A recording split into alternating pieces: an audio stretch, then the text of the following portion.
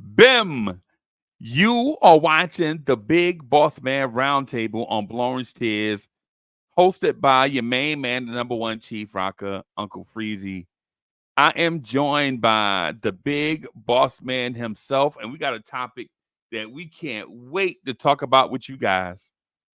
With no further ado, the Big Boss Man himself, Woodshed 1914, is in the building. What's good, boss? What's going on, man? What's going on? It's good to be on this side of the dirt, man. It's good to be still alive, man. bro. It's good to be looking at flowers instead of having flowers look at you. Point blank. Ever since I hit 40, bro, I've been legit thankful for every day, man. The older you get, the more friends you lose, the more childhood friends, the more classmates. So, it's anytime you can inhale oxygen, it's a good reason to be positive. Yeah, man.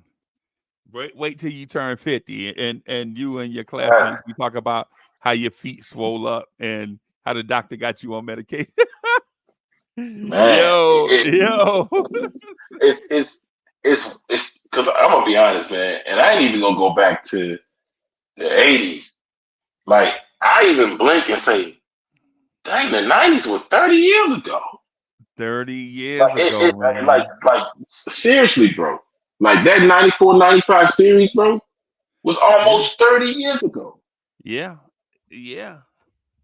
It'll be 30 years this summer. Yeah, 30 years, bro. Yep. That's why, bro, I'm telling you, I think this team right here is better than that 90s team, bro. Yeah. That team, man, honestly, the Knicks really did Ewing a disservice, bro. Because every other superstar, for the most part, especially when you're looking at the Eastern Conference, they had a legit number two. Right. Isaiah Thomas, he had a legit number two. Larry Bird had three legit number twos on his team. That's not taking anything away from him. Magic had three or four number twos. Michael Jordan had a legit number two. LeBron, yeah, like Ewing, and that's no disrespect to Starks. We love John Starks, by the way, but Patrick Ewing, he never, like, if they would have got Allen Houston 2 or 3 years earlier, different story. We rewriting history, but and you hate to see it because even if you go to Melo really never had that legit consistent number two. Porzingis was a baby, and Melo was kind of on the end of his prime when that happened. But I think that the situation we have right now is we know we got two number twos right now with Brunson and Randall, but can one of them take that next step to become the number one? Yep. Yet to be seen. Yep. I'm telling you, I think what you're looking at right now is Jalen Brunson's evolution into Kevin Johnson. Ooh. And I know a lot of people don't remember who Kevin Johnson is, and I'm not going to really get into that because people won't they still won't understand how great a player Kevin Johnson was. But at the end of give Jalen Brunson 3 more years, and he'll have a similar career or maybe even better than Kevin Johnson. Right now, he's on path. Right now, his career is almost better than Tim Hardaway. Yeah, I was going to ask you if you remember Tim Hardaway. A lot of people that watch this channel, they have no idea who Tim Hardaway is. So I won't go there. But what I will say to you though is this. I believe this team 1 through 9 may be the best team the Knicks have had since Clyde Frazier. Oh my God. Whew. Right, because I mentioned this to an old head, and the old head was like, y'all young people. Now I'm talking to an old head now. Y'all young people think that everything newer is better. And then he started naming off them Knicks. He was like, man, Hubert Davis was better than. And as soon as he said Hubert Davis, I was like, see what I mean? But Anthony Bonner, you reaching, bro. You reaching, bro. Hubert was a situational shooter, bro. Yeah, there's We no can't way be you're gonna bring up Monty Williams. But they drafted that boy out of Notre Dame, who the Detroit coach. He coached the Pistons. Yeah, he coached the Pistons, man. He coached the Pistons, bro. He wasn't that guy. That guy, he's not. Monty Williams at his prime was not better than Josh Hart is right now. I'm sorry, and I'm not even a Josh Hart fan. You know? Yeah. But And I mean, I guess how much of that is the evolution of the game? I'll take that back. I won't get a Knicks that pass because they just simply could not build. Like, to me, and this may sound crazy, when you're talking about, I'm gonna say top 3 picks as far as explosive talent and the ability to carry a franchise in the history of the league. Ewing is top 5 in that category.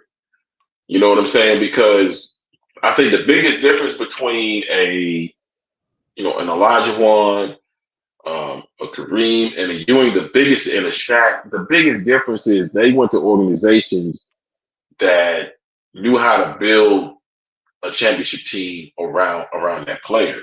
right. Because if the shoe had been on the other foot, if Patrick Ewing was playing with prime Scottie Pippen and Jordan had Starks and Derek Harper and Charles Oakley, then we having a different conversation. But having a different conversation.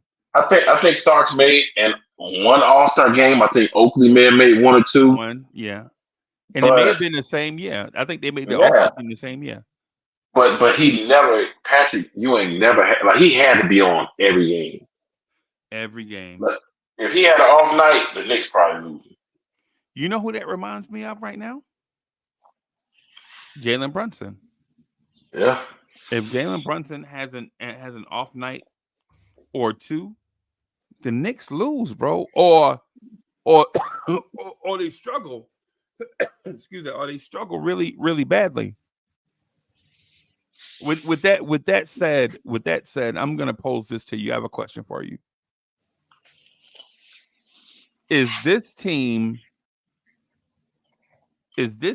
capable of breaking the curse of not having a championship since such and such and such and such and such? I believe that they are. And the reason I'm going to say that I believe that they are is sometimes in the NBA, you have an immovable force, right? You have a Kareem Abdul-Jabbar. You have a Michael Jordan. You have a Kobe Bryant with the Lakers. You got a Kobe and Shaq duo. You got a Tim Duncan. You got LeBron James. At this moment in the NBA, there's no player. Now, there's some great teams. There's no player of that tier where it's like, man, if we have to beat that dude in 7 games, right, I just don't see it. And the reason I'm saying that is because LeBron is on the way out. Right. Steph is on the way out. You know what I'm saying? Now, there are some great players. Like Luka's a great player. But I don't see that one player like, man, if we run up against his team, it's over. Not even the Greek people. But the team, I don't think Luka's a winner, bro. Well, he ain't been a winner in the NBA. He definitely been a winner in the NBA. And to me, the odd thing about that situation is that him and Brunson was one player away from being champions, in my opinion. I mean, they were one. Like if they were able to acquire an OG Anunoby type or Julius Randle type on that Dallas squad, to me they'd have been champions. But that's neither here nor there. But I don't see an immovable force. Embiid's not that. No. As good a team as they are, Boston's not that. Not even the Nuggets ain't that. You know, so the NBA as a whole is, I'm not going to say it's wide open, but it's available for somebody out of the blue to step up and win a championship. Now, with the Knicks, I think the ceiling of this team, as it is right now, is to be able to slip into the conference finals. Overall, I still don't think that we have enough to beat that Boston team. I still think because at the end of the season, it was almost a consensus that everybody said, okay, the Knicks are one player away. If we get that one player, we can win the East. But now, after Boston had the summer that they had, now you may need a little bit more than that. But what the Knicks do have is they have two guys that are playing like all NBA talents. They got a coach, to everyone's chagrin, that has everyone in an ideal role. A lot of the stuff they used to run to try and get three guys a lot of shots, they're not doing anymore. Okay. So the ball is moving. And I think they have a team and a coach that's good enough to win a championship. But I still think they may need one more piece and somebody to create. Right. Let me say this. I think today we're better than Boston. Damn. Yep. I think today we are better than Milwaukee. Right. I think and how you ever heard that term addition by subtraction? Oh yeah. I think the Knicks are better today because Julius Randle and Jalen Brunson don't have to drag the corpse of RJ Barrett's game. And listen, it sounds like I'm kicking him in the back, right? And it sounds like, saying it sounds like, saying I'm spitting on a corpse, right? No, that's not what I'm doing. What I'm actually saying is you see more ball movement today than you saw ball movement with RJ Barrett here. You see that instead of, how in Woodshed, you and I are on Twitter a lot, right? And our people kick Randall in the skull, saying that Julius Randle holds the ball too long and he don't recognize double teams, and Jalen Brunson just dribble. Without RJ Barrett, have you noticed any of that stuff? No, I haven't. And one thing they've also gotten rid of. Remember that continuity that system they used to run, the 3-man weave up top to try to get RJ Barrett. Yes, to get him downhill over and over all game long. Yeah, they don't do it anymore. Now it's technically really spread the floor. Yeah, we're gonna run pick and roll. Hard, DiVincenzo, OG. If you see the back of your man's head, you should be going to the basket. Hard, Randall or Brunson will find you. If you see the back of your defender's head, you need to be going to the rim. Yep. And that's what they're doing, and they're playing instinctual basketball. But I agree. If your man's snoozing, he losing. That's just basically it. Yeah. And that's what they're doing. If you watch the game, especially if you watch Hard, DiVincenzo, and Anunoby, anytime they see the back of that defender's head, they cut to the basket. And you got Isaiah Hartenstein is really the reason the floor is spread more so than even the shooters with DiVincenzo and Anunoby in the corner, because this dude can legit operate from the high post. We haven't had a player to do that. It's been decades. Like, he's legitimately operating from the high post. He's finding cutters. He's finding slashers, and he's dropping dimes, bro. And you know what? And to the chat, for everybody watching, that is where the modern NBA big man operates. Yep. Right? Don't try to outthink us on this. Don't try to outthink us. Just take this in as information. This is for information purposes only. I'm not saying this to be right. I'm saying this because I want everybody to be on the same page. When you watch Joel Embiid, when you watch Jokic, when you watch Giannis, when you watch KD, when you watch modern bigs over 6'9", 6'10", right? They operate at the top of the key because it's harder to double team a big man from that area. Plus, a big man with court vision can see people poking at the ball and all that stuff. He can see them from a mile away, right? And so you put Randall in that spot now. You put Hartenstein in that spot now. And now you have room for athletic wing players like DiVincenzo and OG Anunoby to cut to the basket and get dunks in the half court. But you couldn't operate from that point before we had RJ Barrett on the floor. I like RJ Barrett. I love RJ Barrett as a person. I like his game. But listen, everything you buy, every bit of clothes you buy from the store is not going to fit sometimes you got to take stuff back, right? Yeah. Everything is not going to be a perfect fit. We tried it. It didn't fit. RJ somewhere else. Have a good career, right? In terms of the Knicks, now, when's the last time you saw a Knicks small forward get three dunks in a half court in one game multiple times in the same week? Man, you talking? Oh, you talking about Bernard King, bro? We talking Bernard King. Yeah, I was gonna say you got to go back to Bernard. The Kitty Skywalker may have had a game or two here and there, but you legit talking about 30 years ago. Yeah, bro. A Knicks is not just a Knicks small forward, but a Knicks shooting guard, a Knicks small forward, or some type of wing player, right? Like a 6'8", 6'6", 6'5", 6'7", bouncy wing that gets a dunk in the half court.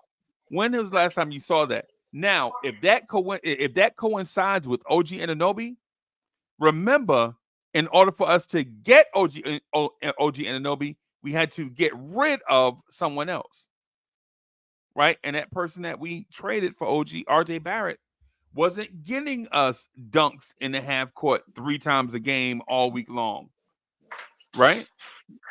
I mean, I know it sounds bizarre for me to say it, but it's basketball, folks.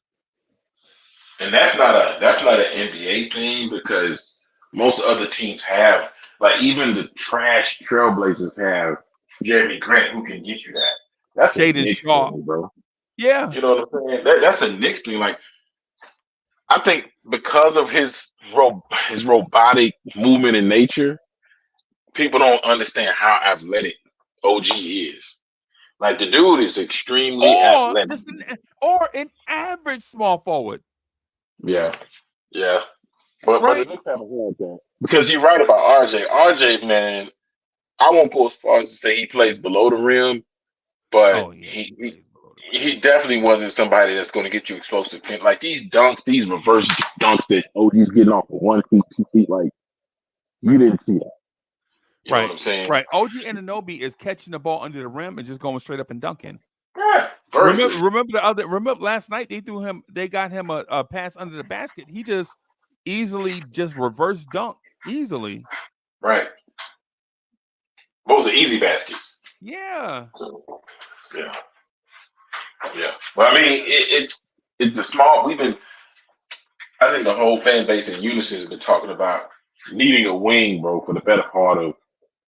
Oh man, you're talking about some years, bro. Talking about for some years. You know, like, I think we really fell behind during the Phil Jackson era because he completely ignored athleticism, with the exception of Porzingis, who was 7'3". Like, he ignored it. Like, we brought in point guards like Jerry Grant and Shane Larkin. But both of them were athletic, though. Jerry Grant was super athletic. He just didn't have skills. Remember, he was a 4-year starter at Notre Dame. He was a superior athlete, but he was probably more like Pat Connaughton. And that, he's a grown man. Yeah. But Shane Larkin was a pretty good athlete. He just wasn't vertically explosive, but he was fast, bro. Remember, Shane Larkin was fast, bro. Like we played Ron Baker in the backcourt, bro. Yeah. You know, and it kind of filtered over into the Mills era. I think that because if you think just before that, you had Shumpert, you had JR. God, they were more so 2s and 3s. Yeah, but Sean Williams, Bill Walker. Right. Billy Walker. Yeah. You know, you had some athletes that could get up and down the floor, man. But we kind of abandoned that. But remember Phil Jackson was brought in to clean out all those weird CAA ties where we wasn't signing or trading anybody. I think we could have signed. I think we could have traded for Chris Paul. Not Chris. It was somebody we could have traded for that was not a CAA client, and we decided to sign J.R. Smith brother Chris Smith out of Louisville. Yep, I remember that. Yeah. So he Phil Jackson was brought in to do too much stuff at one time. Yeah, he just wasn't up for the challenge. He did in that craziness where CAA ran the building. He did clean that up, but after that, he didn't add anybody. He was adding dudes like Clee Anthony early. Yeah, and that Andy Clee Rogers, Anthony Landry was yeah. Yeah, Clee Anthony was a sad story, bro. Very sad story. Yeah, he was. Yeah, he was a good college player. He was RJ Barrett before RJ Barrett. He was just a bigger version of RJ, bro. That's all he was. And didn't we draft Clee Anthony over Jokic? Yeah, I'm pretty sure we did. Yeah, and why? Wouldn't Jokic fit the triangle better than Clee Anthony early? Right. Yep. A big man, big man that can pass from everywhere on the floor, dribble, pass, and shoot. I don't know what he was thinking, bro. You could have had Jokic and Porzingis because Jokic was the year after, right? Year before. Easily the year before, yeah. Yeah, because it's 2024 now, right? And that draft was the 2024 draft, I think.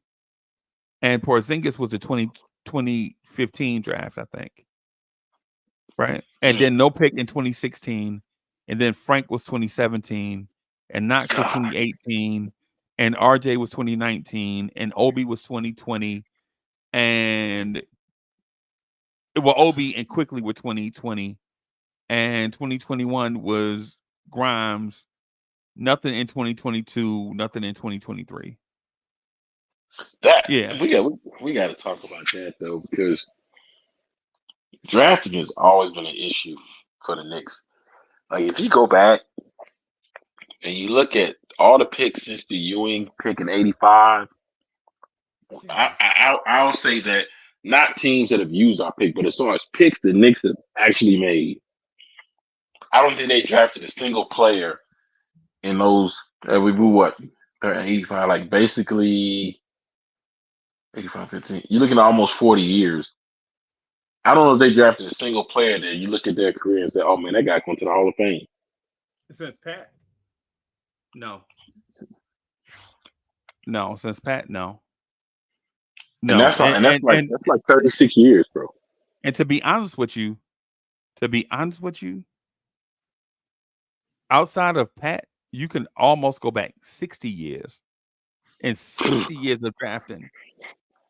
In 60 years of drafting, the Knicks don't draft Hall of Famers, bro.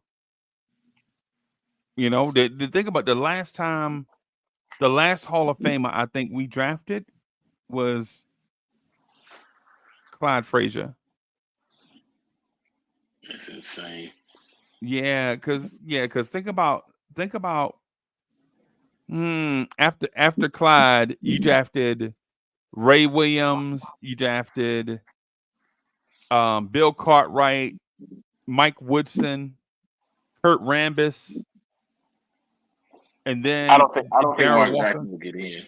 Huh? I don't think Mark Jackson will get in, man. I forgot about Mark Jackson. I forgot about Mark Jackson and Rod Strickland. Yeah, I forgot about them too. Those two also. Yeah.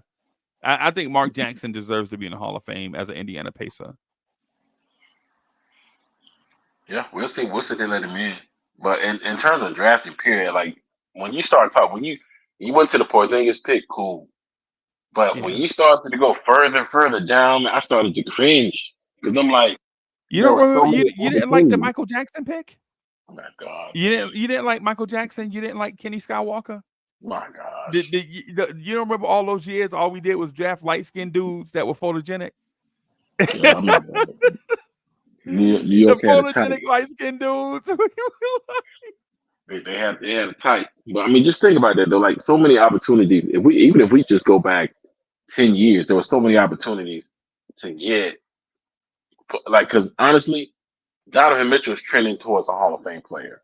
Yeah, he really is. Just what he's done in the league off the bat and what he's still doing in the league. He's trending towards a Hall of Fame player. We ain't even got to talk about Steph Curry. No, obvious Hall of Fame player. And then that same DeMar DeRozan. Right, DeRozan. You Was it know, in next that pick? same draft, I keep telling people this, and they think I'm crazy, right? They like, yo, man, we missed out on Steph Curry. Okay, we missed out on Steph Curry, but we didn't miss out on that draft. We messed that draft up because when Steph Curry came off the board, we could have easily took Drew Holiday. Yeah, or Brandon James. Yeah, or DeMar DeRozan, who went the pick after us. Did we pick? We called what's the name? I keep forgetting his name. Hill, something Hill. Jordan Hill. Jordan Hill. Yeah. We picked Jordan Hill, and Toronto pulled a hamstring running up to the stage, calling DeMar DeRozan name. Right? Like how in the world are you gonna? Yeah, man, come on, bro. You're gonna pass on Drew Holiday and DeMar DeRozan because Steph Curry went before you. So instead, you went to your usual. Listen, how I know the Knicks are drafting a bust, they draft a power forward. Anytime I hear the Knicks outside of Porzingis, let me rephrase that. Let me restate that.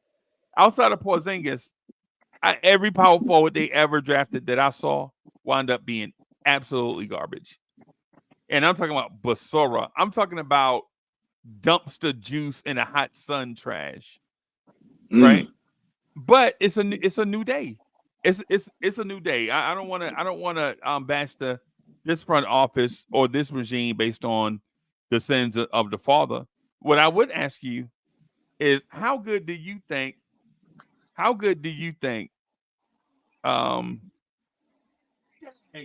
Walker gonna distract me with Mike Sweetney? Is he? I knew that name was coming. I was thinking John Thomas, John no H John. But Donald Cannon, thank you for the generous contribution. He says better than Clyde. How many happy hours you done had today? Front lean and rest. Nah, I know. I'm saying since Clyde Frazier and them. I'm not saying that this 1 through 9 is better than them. I'm saying this is probably the best 1 through 9 since that time. But let me ask you this: how good do you think OG Anunoby will be as a Knick? I will put it this way. I think that OG is going to fall somewhere between Meta World Peace and Kawhi Leonard. Ooh. Now, how good he can be. Which Meta World Peace? Which Ron Artest? Because Prime Ron Artest, in my opinion, is better than Prime Kawhi. Ooh, you talking about the Sacramento or Houston? No, I'm talking about Indiana Ron Artest. Indiana. Okay. You're not. I said Meta World Peace. So Ron Artest is right to me. Is right up there with Kawhi because Ron Artest he should have been the 0405 MVP, but that's another discussion. Should have been, but politics prevent. You can't have. Let me rephrase that. Meta World Peace, and then I put Kawhi and Ron at that same air because honestly, if he puts it together offensively, he can legitimately be the best player on that team. Like legitimately the best player on that team. And if you look at the template, I don't see any reason that Tibbs can't do with OG what he did with Jimmy Butler, which is develop that guy into a complete offensive player and just a bona fide star all around. So, in my opinion, I think the ceiling for him on this team is to be the best player. Does that mean he's gonna be the number one option? No. But I think he can develop into being really the best player on this team. Okay. So what will it take? Oh, okay. So the Hornets officially say that LaMelo is not on the trading block. Did you have a thing on that either way?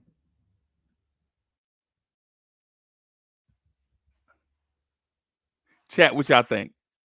My connection went out for a second. Say that one more time. The Hornets say LaMelo Ball is not on the trading block. How you feel about that? That means they saying send me offers. That's that's what it means because that's exactly what I anytime you get have from that. Yeah. when you announce this out of the blue, like this guy's not on the trade block, that means send me offers. You know what I'm That's saying? That's like exactly what that yeah, means. yeah, yeah. That's what that means. And But here's the thing: is LaMelo clutch or CAA? Because if he's neither, we may as well start the LaMelo hype train right now. yeah, I think he would love to play in New York, man. LaMelo is Rock Nation. Yeah, I think he would love to play in New York. You know that's where LeVar wanted him to go from jump. LaMelo Ball is Rock Nation.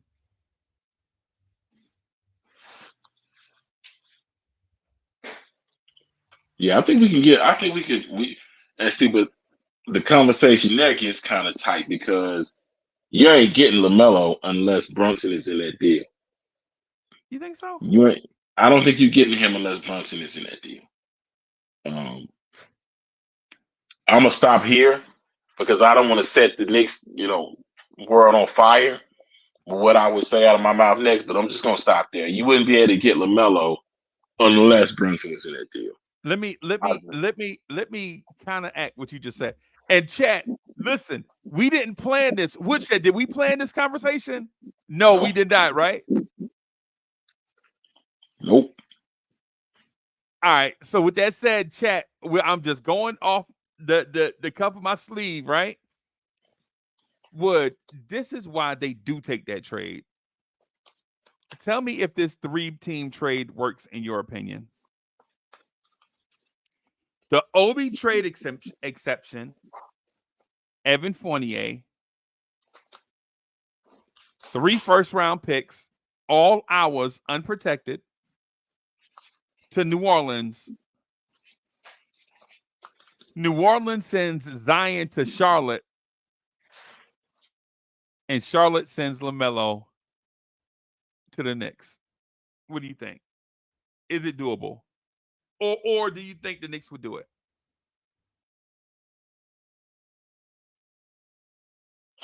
Give me that trade one more time. The Knicks send the Obi Toppin trade exception, right? Evan Fournier and his contract, 3 unprotected Knicks picks, and every other year, 24, 26, 28, to New Orleans for Zion. They send Zion to Charlotte, and Charlotte sends LaMelo to the Knicks. Okay. I had it backwards. Okay. Man, that would be crazy. That would be crazy. I do think that Tibbs will lose all the rest of his hair coaching LaMelo. Yep. Because LaMelo has the physical ability to be an absolutely monstrous defender. Like his brother Lonzo was a monstrous defender. Yeah. LaMelo has the requisite physical skills to be that same monster defender. He really does. I haven't really watched him, to be honest with you. I ain't really watched him this year. I've seen his stat line. It's absolutely crazy. I don't know how his game has matured in recent years, but I mean, if you can make that happen, you got to make that happen. Are you thinking that LaMelo was not a good player? No, I think he's a great player that is a smidge of development away from being an absolutely elite top 5 type guy. Like, let's be honest, the difference between Shai Gilgeous-Alexander and LaMelo is what? LaMelo doesn't shoot as much as SGA. I think SGA is ball dominant. Right. I think LaMelo shoots a lot, but he's a shooting playmaker. And I think what happens is in the case of a LaMelo is, for one, you know how we have the conversation, and I always tell you that Julius Randle gets the hardest 24 points a game you've ever seen. Like he rarely gets. Well, he's getting them now that RJ's not here, but how Julius Randle rarely got easy buckets. How people on the squad rarely got easy buckets. What I'm saying, what I'm saying is, I think adding LaMelo will help our field goal percentage, right? Because guys are getting shots, right? They miss the other night. We beat Portland the other night, bro, and we missed 52 shots in an NBA game, bro. Think about that. We beat an NBA team missing 52 shots. Right? What I'm saying is LaMelo comes here and he'll get people easier shots. Yeah, you said the words. One thing LaMelo would unlock is the easy basket. Yeah.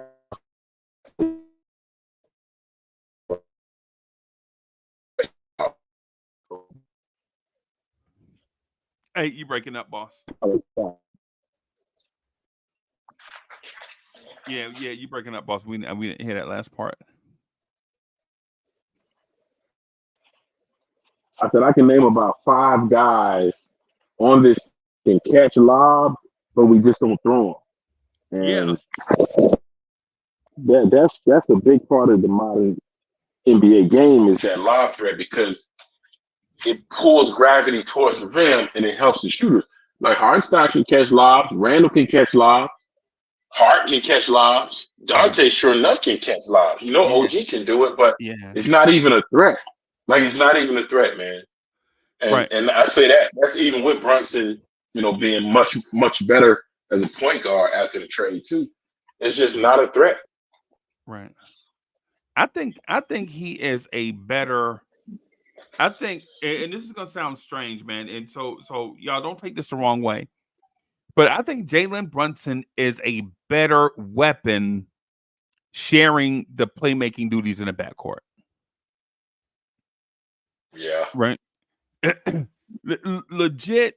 I think Jalen Brunson legit with a Luka Doncic gravity type player in the backcourt with him unlocks Jalen Brunson as a league MVP type candidate.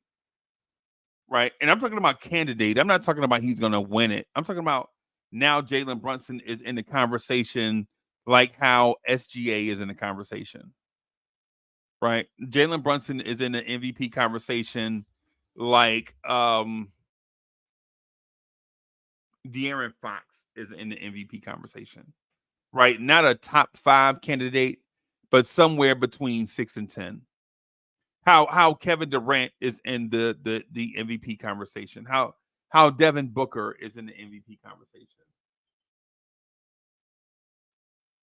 And you know what I take exception to is that a lot of times people are very selective on when they want to hold certain criteria over certain players because if you remember a couple of summers ago when people were talking about Devin Booker, the comment was always, "Oh, well, what has he won? He's not a winner. He's a loser." Yeah. And I was listening to Doc Rivers, and they were talking about Phoenix, and he said that of the players on that team, Devin Booker, and I'm paraphrasing because I don't want to misquote him, Devin Booker is the most committed to winning when it comes to that team. And I think Knicks fans as a whole will be good with going after him. Now, I don't even begin to it would probably be a gazillion draft picks that we would have to give up. And then Phoenix would have to be in a position where they are going to say, you know what, we're going to blow this thing up. But if Devin Booker was smart, I'm getting out of there before Kevin Durant does. My thing though with Devin Booker is Devin Booker, for one, is a Phoenix Suns draft pick, right? 2, that's true. Devin Booker has never stated behind the scenes or publicly that he was not happy in Phoenix, ever. It's also true. Like we've never heard you've never heard say Donovan Mitchell in Utah. Donovan, they're like, hey man, extension, blah blah blah. Yeah, we're gonna try to play it out, man. My agent is. Well, anytime people say they agent, they already told their agent get them the hell out of there. But you've never heard, like for instance, the thing with Quickly, right? With Quickly, people are talking like, yo, the Knicks and blah blah blah. People like, yeah, I'm gonna let my agent handle that stuff. Quickly told his agent, man, do what's best for me. Yep. You know what I'm saying? So the thing with Devin Booker, and listen, I'm not trying to shoot down your point. It's just I've never heard Devin Booker one way or the other say he's not totally satisfied with what's going on in Phoenix. Right? And we have to be careful too about these 9 and 10-year players. Right? Do we want to catch Devin Booker at that Antonio McKnight stage where he done played, all these years for all these teams, and then we're catching him at the, stage he want to try something different? I'm not saying Devin Booker is there, but I'm saying Devin Booker was drafted in 2015 with Porzingis, right? Now, if something happens this summer, that means Devin Booker will have 9 years in the NBA, 10 years out of high school. Are you sure we want to trade for a 28-year-old? Well, that part I can't give you any pushback on. See, to me, it will all depend on what we're giving up in that trade. Because if you're finding a creative way to slot Devin Booker into a team that has 3 core pieces of Randall, Brunson, and Anunoby, if you're finding a way to slot him in there, brother, we might as well go and make parade plans off the bat. I mean, but if it's a situation where it's like, oh, well, Phoenix is gonna want to take Randall and Grimes and McBride, and they're also gonna want 4 first-round picks and 3 swaps. Okay, if we're doing all that, then we should pass. I wouldn't do it. Yeah. I think it's because honestly, I think if Phoenix trades Booker, they're going to want talent back. They're going to want comparable, if not a comparable player, a comparable collection of talent. They're going to want Brunson. Yeah, they're going to want Jalen. I mean, to be honest, they already have Kevin. They already have Kevin Durant. What are they going to do with Randall? Yeah. So I mean, with them, they're going to want players back because I don't think they can sell that thing. Because Phoenix, man, they've had good stretches, but much like the Knicks, they've had some dog days, man. Yeah. They've had some dog days in Phoenix, and they're used to seeing good basketball mostly. Steve Nash, Charles Barkley with Thunder Dan and those boys. Yeah. Kevin Johnson and the most slept on point guard probably period. But they're used to seeing good basketball. They're usually good. The thing about Phoenix and what happened is that owner that they got, Robert Sarver, did to the Suns what Daniel Snyder did to the Redskins. Right? Took a franchise that was great every year, and they may not have won every year, but they were competitive every year and had a reputation for being a good team every year, and drove them in the ground over money. Right? Y'all remember how good the Redskins used to be before Daniel Snyder? The Redskins were good every year. Yeah, they were, and especially in the 90s, the Redskins were contenders. Every single season, the Redskins, because in the 70s and early part of the 80s, the Giants were trash. The Cowboys were kind of coming on the end of their run. The Eagles were okay, but the Redskins with Joe Gibbs, and those hog mollies, some good teams, man. They actually won a Super Bowl with Doug Williams. They had some great teams. They won a Super Bowl with 3 different quarterbacks, man. Yeah. Dosman, Williams, and Mark Rippon. I'm making Wofford sausages. Oh boy, somebody selling cookies. He's trying to do something. Hopefully, don't lead to me having to call the fire department. Right. But yeah, the thing with Phoenix and Devin Booker, if I'm not a real big fan of the Devin Booker thing, because I think it's an ESPN generated rumor. For basketball sense, in a basketball sense, means it makes no sense, right? Why would a shooting guard want to play for Tom Thibodeau? Shooting guards don't thrive under Tom Thibodeau. And if you're asking one of the greatest shooting guards of an era to come play for Tibbs, you're asking him to sacrifice his numbers. Why would Devin Booker leave Phoenix, where he's the man, to come to New York to play second fiddle with a curmudgeon coach? Well, that's fair because if you look at it, his shooting guards aren't go-to guys and more floor spacer guys. Even if you go back to the Bulls teams, the Minnesota teams, that's why Levine was traded up out of there in the beginning. You know, they brought Jimmy in and they had more of a floor spacer at the two. So I mean, that's a fair statement to say. I would hope that Thibodeau is at a point in his career where he's open to anything, and he's open to being more malleable to making changes. But you know, as you pointed out, it's really no guarantee that we see that. Right. Right.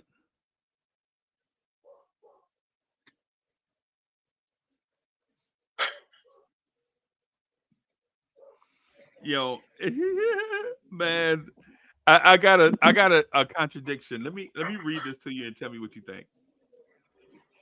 Per Shams Charania, the New York Knicks are not looking to make a star level splash. Their next trade, if one happens, is to likely be for a guard off the bench to fill the hole left by Quickly's departure. That's according to Shams. What do you think about that? I think he's telling us what we see. Knicks fans, some of us are the smartest fans, and it's not because we know basketball. It's not because we know X's and O's and we know business. It's because we've seen the Knicks long enough to know what's BS and what's real. Right. This team as is, I don't think that the organization is like, to me. If it's me and I got an opportunity to get a star type player, even if it's a DeJounte Murray type, even if it's a DeMar DeRozan type, to plug into that starting lineup, me personally, I would do it. But I can understand being in that building, in the front office or in the locker room, and you saying, "Look, we 5-0. We are destroying teams. We're the best defense in the league right now. We got a top 5 offense in the league right now. Since we made this trade, we don't want to rock the boat." Right. So I get that part, but I think that he is also making a good point, because if you look at the way our bench has performed in the last 5 games since the trade, the bench ain't been that good. They were good against Philadelphia, and they were pretty good against Portland, but other than that, they didn't really score that much. Right. So yeah, we missed 52 shots, bro. Yeah. 52 shots. That's a lot, bro. In a game. And wish it the other night, the night before that one, we missed 50 shots against Washington. Wow. 50 plus ain't good. Yeah. Oh, and listen, I got another update for you to make you laugh. This is how I know we're getting Tyler Hero, right? Cavs remain resistant to trading Spider, but Miami has bona fide interest. Right? So do you know what that tells me? Either the Cavs are going to get Tyler Hero and Kevin Love from Miami, or this trade that I've been floating around for what seems like a month now, that Zach LaVine is going to the Cavs and the Knicks are going to get Tyler Hero.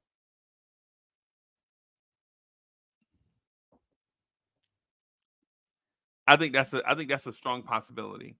LaVine to the Cavs, Spider to Miami, Tyler Hero in love to the Knicks and us giving up 28 and a bunch of draft picks to Chicago? From a purely basketball perspective, that's probably about as perfect of a move that you can make if you're New York, because Tyler Hero offensively is bang bang. He don't need to pound the rock. Now he can. He's a good facilitator for the shooting guard position, and it is open. So, just from a basketball perspective, I can see it. Now the business side, and this is where it kind of hurts you as a Knicks fan or a Knicks front office, is that it's some hurt feelings in the NBA that may cause you to have to jump through some hoops to get a trade done. Right. Here, so now Tyler Hero is definitely somebody that if Miami call and say, hey, what y'all want? What y'all want to give up for Hero? If it's not named Anunoby, Randall, or Brunson, you probably got to do what you got to do to make it happen. Now that does mean you're probably gonna lose Hart, DiVincenzo, Grimes, and some other pieces, but you got to make that happen. Though. I don't think you will, because if Chicago without Zach LaVine and Chicago without DeMar DeRozan is what? Oh, that's a number one pick team. Yeah, that's a lottery team, bro. If you're Chicago and you and DeMar DeRozan, man, listen, DeMar DeRozan is getting traded. Everybody, we got to relax. DeMar DeRozan is gonna get traded, because everything you hear on Chicago radio and Chicago internet is that the Chicago Bulls and DeMar DeRozan are the Grand Canyon away on a contract extension, right? DeMar DeRozan still feel like he in his prime, want 5 years, and he probably want 5 years, $300 million, and or 250, right? And Chicago's like, man, we're not going to give that to a 34-year-old, 35-year-old, right? Zach LaVine already said he wanted to be traded, and if you trade DeMar DeRozan and then you trade Zach LaVine, your best two players are out, or let me rephrase it. Your best player is Vucevic. Your most valuable player is Caruso, right? Because Caruso can fetch you at least 2 first-round picks just because he's got a certain archetype. Like Caruso is like a playoff team trading for a relief pitcher, right? Vucevic, he don't have no value. Ain't nobody trading for oft injured big. Nobody's trading for today's Enes Kanter, right? Who all offense can, rebound, but nothing beyond that. And I know he's better than Enes Kanter. I'm just talking about the archetype. I'm gonna give you a name, and oh boy, the reason that I'm bringing up this name is because we've talked about him before. I think he's always been talked about. And when you look at what the Knicks need, which is somebody who can score and create, somebody who's comfortable whether they start or coming off the bench. And we've seen this dude really get buckets and match some of the greatest scorers of this generation when given opportunity. I'm gonna give you one guess. I'll give you 3 hints. Jaylen Brown. Nope. He's not a superstar. Anthony Edwards. He played in the SEC. He was drafted within the last 6 years. Jamal Murray. Nope. He's a combo guard. Ooh. And his college head coach was also an NBA point guard. Aaron Nesmith. Very close. I said, you said point guard, and I said just to get Jerry Stackhouse. So I'm thinking right now, Billy Donovan, right? And Billy Donovan played at Providence, though, so that might be wrong. Yep. Avery Johnson was the coach. Herb Jones. He played with Herb. I'm gonna give you the name. Kira Lewis. I was trying not to say that name, bro. I know you didn't want to say, but did you hear me say Kira Lewis? Yep. Because I was trying not to say Colin Sexton, bro. In terms of what the Knicks need, and a player who doesn't have a big ego. Yeah. He can help that team, man. Yeah. This dude is an absolute bucket. Yeah. We see him drop 40s on people. Yeah. And that's a trade to where, you got to kind of dance with the devil because Danny Ainge, but Colin Sexton's on a 3-year deal. I think he's probably making about 13, 14 million per. They also got Jordan Clarkson over there, but you got to re-sign him, I think, after a year or two. But Sexton's on a very affordable contract. Yeah. If you absolutely needed somebody to play point guard in a pinch, he could do it. You need somebody to, be an off-ball shooter, slasher, he could do it. Right. He's cool starting, cool coming off the bench, and I think that's a trade to where you could flip Fournier's contract, a pick or two. And that trade alone would not upset the starting five. Right. But, you bring in a bona fide NBA scorer off the bench, and that would magnify the role that Quickly had because he's better at it. Yeah. And he's gonna be cheaper. He's gonna be cheaper than Brogdon, cheaper than Quickly would have been. All right. I'm not gonna lie to you, bro. I don't want an Emmanuel Quickly type player off the bench. Because we tried it and it didn't work for us. Right? Yeah. Quickly is the best version of that player that you'd be looking for. A dude that's probably a starter somewhere else, but would come off the bench for us. That's Quickly. And if we can't win with Quickly, why would we go back to the well? Why didn't we just keep Quickly? Yeah, that's a fair point.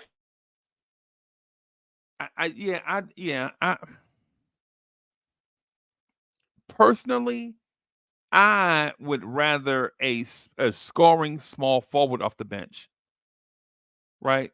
A 6'8" absolute assassin off the bench, like a 6'8", 6'9" just guy. I would love a Trey Murphy. Right. That's what I would love it. I would love, but what's the name? New Orleans is not going to do anything because they're in playoff contention. But have you seen Trey Murphy's shooting stick? My God, I love it, bro. I love it, bro. I love him, bro. Like I mean, his shooting is insane. His shooting is. Did you see his finishing at the rim? I think that man is like 82% from at the rim. Yeah, and the Knicks could have had to. Yeah, I mean 82% at the rim, bro. I mean that's so disgusting, bro. It's so disgusting to make you laugh. He does some inhuman stuff, bro. Yeah, man. I mean, that's my secret crush, bro. My secret basketball crush, Trey Murphy III. I mean, I think that they can. Well, it depends on how. Because see, these teams, bro, especially these small market teams, they get by on selling, a competitive team to their fan base. Whereas we don't always, get that. Well, New York is different, but it should be championship or bust. But it should be championship or bust. It rarely is. Did you know that dude is almost 50, 40, 90 for his career at small forward? His shooting is insane. Like it's absolutely insane. Yeah, man. Absolutely insane. Yeah, that's the guy I want right there, bro. But I'm pretty sure that if you put your hard hat on and dig in that draft, I promise you it's a Trey Murphy in there somewhere. I promise you it is. Man, I don't know, bro. I promise you that it is. Promise you, it's because let's be real. Trey Murphy wasn't no R.J. Barrett, Zion Williamson type recruit. He was highly recruited, but he wasn't no blue chip. Oh, it's gonna be number one overall pick type recruit, man. Like, it's some other ones out there too, like Zaire Williams over there in Memphis with the same archetype. Right. Same archetype. Yeah. Like, I mean, The only thing about that the Trey Murphy thing is Trey Murphy was in a very deep draft. If Trey Murphy was coming out in this draft, he'd be number one pick in this draft. So yeah, well, we know we can't vouch for the Knicks when it comes to drafting, bro. They miss over and over again. Yeah, they miss over and over again, bro. So you got something controversial you want to talk about before we get out of here? Whew. If we're gonna get controversial, then we got to go ahead and go to the pit of the lions, go straight to the middle of the lions den. And the most controversial topic that I will bring forth right now, and I say this, and I truly mean this: if the Knicks lose in the second round of the playoffs in the same fashion that they did last year, which was semi-competitive, regardless of how we do in the regular season, it's gonna be wholesale changes. Yeah. Like if I'm saying, even if we win, say we win 55 games, we're going on a crazy run and we win 20 out of 25 games, right? And then we look up and the Knicks are sitting there at 35-19. Right. And we finish the season with 55 wins. Right. Even if we do that, if we go into the playoffs and we get to the second round, Randall don't show up, our role players don't show up, Tibbs get coach circles around like he did against Spoelstra, I don't think Leon will come back into the summer and say, hey, okay, we're going to build on top of this. I think he will legitimately make wholesale changes. Coaching change, Randall out of here. You may see one or two of the Villanova boys out of here. And I think you'll see an onslaught. I really think Karl Anthony Towns will be in there unless Minnesota wins the championship. Like, I think that it's a likelihood that if the playoffs go any way close to how they did last year, Leon Rose will blow it up. I don't think he'll try to build on top of it. I'll say this. I got two controversial things that I'm gonna say real quick. I think in one calendar year, OG Anunoby is going to be the best player on this roster. In one calendar year, one year from today, OG Anunoby will be the best player on this roster, right? And my second controversial thing is I think the front office saw that we should have been in the NBA Finals, and that's the reason why they've been systematically removing players from this squad. They saw how Obi choked at the free throw line, like how Obi had the fear of God in his eyes at the free throw line. They saw how RJ didn't show up and how Quickly didn't show up.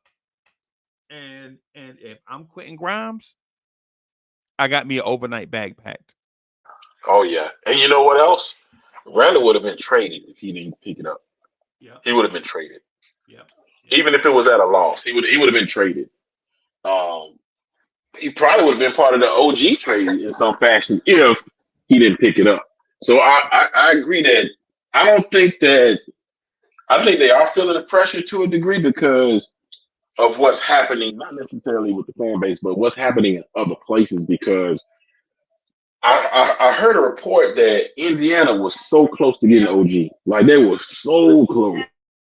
Right. I think that's the team. I think that's the team that's going to get Pascal Siakam. Yep. And the irony is, I think they're going to give up Obi Toppin in that trade. Quickly, Obi and RJ in Toronto. Different paths.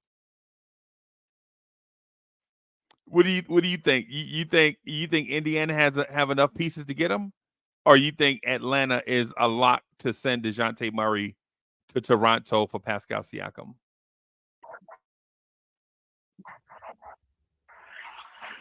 Oh, I think Pascal's out of there. I think he's out of there, bro. Yeah. Because he vetoed the trade to Sacramento. Yeah. I think what Pascal's looking for, she's looking for a situation where he can shoot as much as you want to shoot. I don't really even think it's about the money with him. I know he wants a max deal, but in Sacramento, they wasn't giving up Murray, so he would have been like the 4 or 5 shit, and I don't think he was with that. I think it's an ego deal. Right. I think he's got one place where he wants to go. I think he wants to go to Philly. I think that's where he wants to go. I think Philly is a destination for him, but I think Atlanta has the most to offer. But I wouldn't be surprised if Indiana swooped in.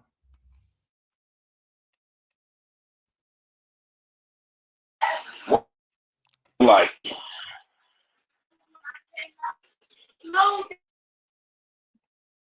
yeah. Yeah.